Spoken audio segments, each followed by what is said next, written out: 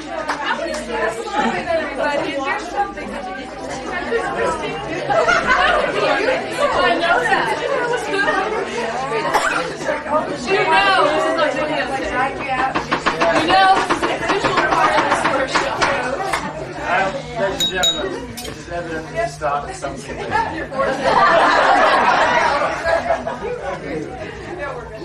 Since it seems this began as a result of the English lack of, or overabundance of reserve and lack of forthcoming humour, shall we say, it would seem logical, if not a matter of sequential consequence, that the next venue that we share, the Americans demonstrate to us how it is for them.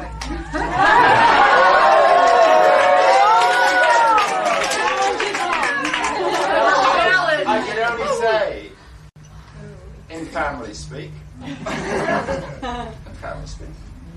that those indigos that occupy the Emerald Isles on this side of the Atlantic would be interested to see how our brothers and sisters that occupy other parts of the Atlantic domain would respond to some similar observations. Like the lack of humour, over-directness, unbelievable innocence and simplicity,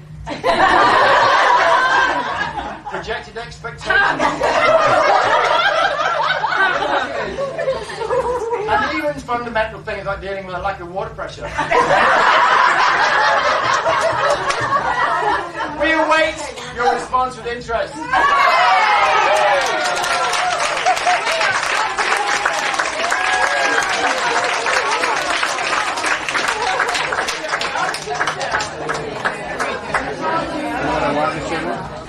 Tell us how you really feel, Alex.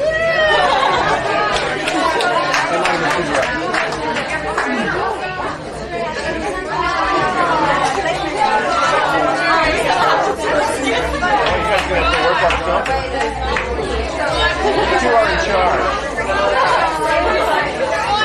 There isn't any unreasonable association between people and partners. Anyway, it's a bit early, isn't it? And nothing that disrespects the site or the stones. Okay, pretty serious. We have a simple task of figuring out how many people make 27 as we leave the car park to go across the site, because there's a limit on the number of people that can go in at any one time. So there'll be 3 groups, and I presume the security guys will count us off as we go. The 3 speakers will be present for each of the 3 stands that we do, so that means 24 go with 3 speakers each time. All right. When we're in there, we will need to be a bit nifty. We're going to just stand up in the positions that we've used during this week, which is the clock shape. All right. So, I mean, it doesn't really matter who stands in 12, who stands in 6, as long as we get a decision quickly and somebody goes and stands there. I'll show you the adjusted alignment, okay, for the section distortion when we get in. And I'll put, anybody will do 12 fine, stand there, please, and 6 to correspond, and then we'll put the 3s and 9s and then fill in, all right? And it doesn't really matter terribly much how many people stand at each point, as long as there's a reasonable distribution. You'll hear better when we're in a smaller group when we go inside. Okay? I'll remind you what we're going to do when we get in there. Simple stuff, same routine that we've used all week. Okay? Except that we'll use the art code breathing throughout, except when we're singing them up, or rather, or doing anything else around that, so it's a little bit difficult, but still try and keep your attention on the breathing. Alright? That's basically it. So, first 27, off we go. Do we need this code? You need it somewhere in and about you. You can have it physically, you can have it in your head. Yeah. Or are you already going to the center? We could go in the center of the city. Oh, okay.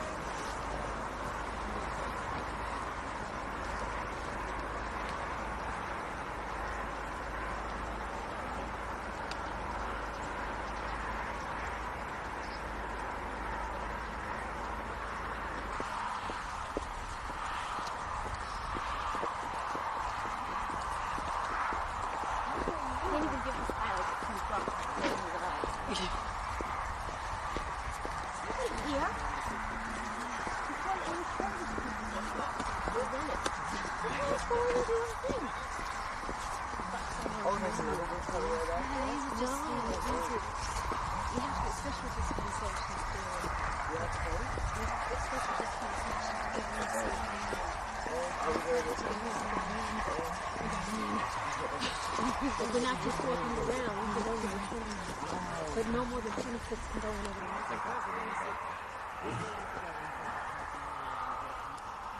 the rest of you guys, please have a walk around, keep to the track,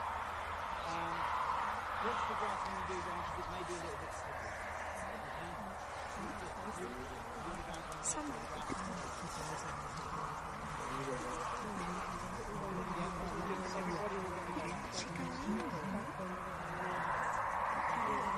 Hi, Queensland. How you doing?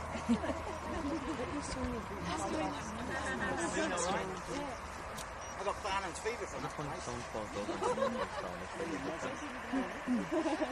I was there 12 and a half years.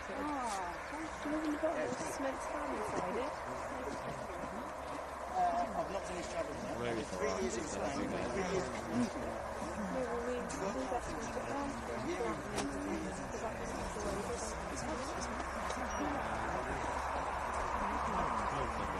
There's a face in that. Do you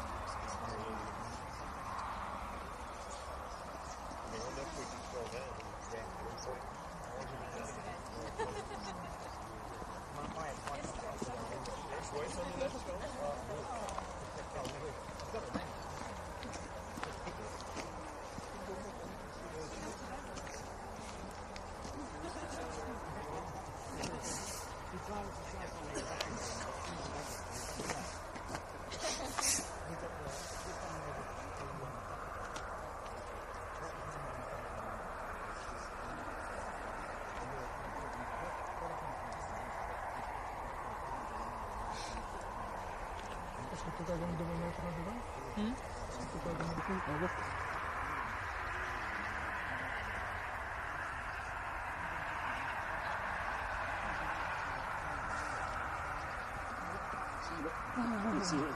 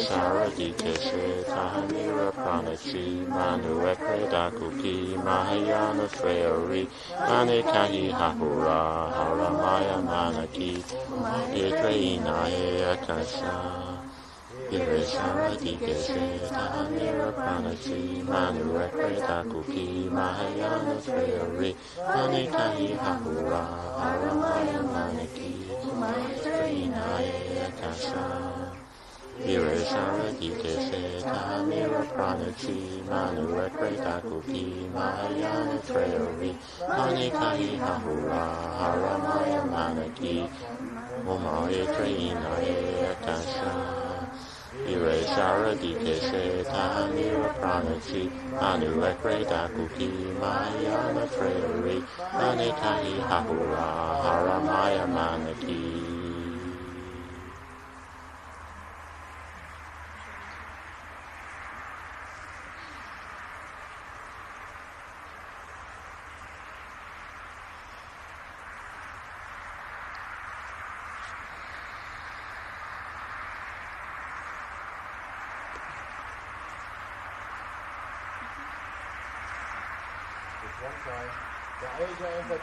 Kaishan Tagoy.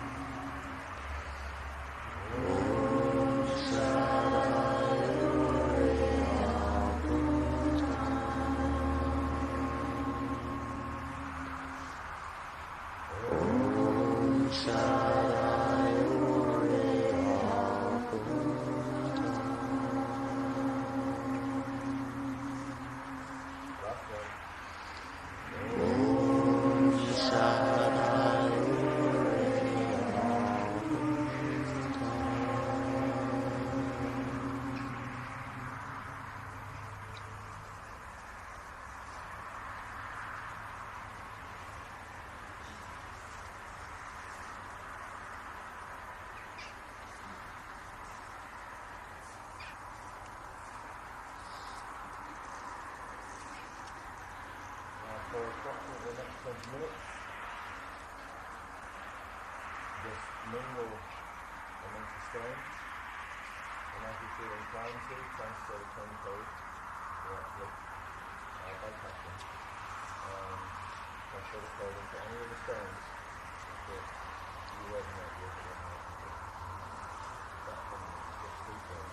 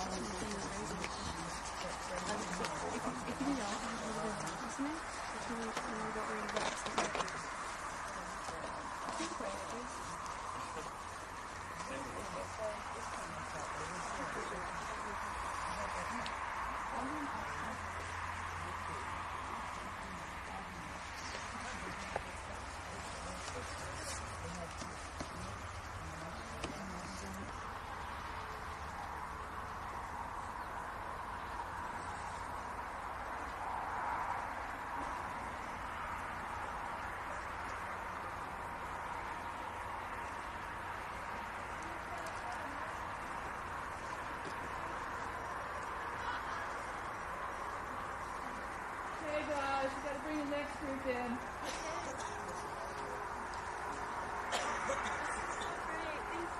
Oh, thank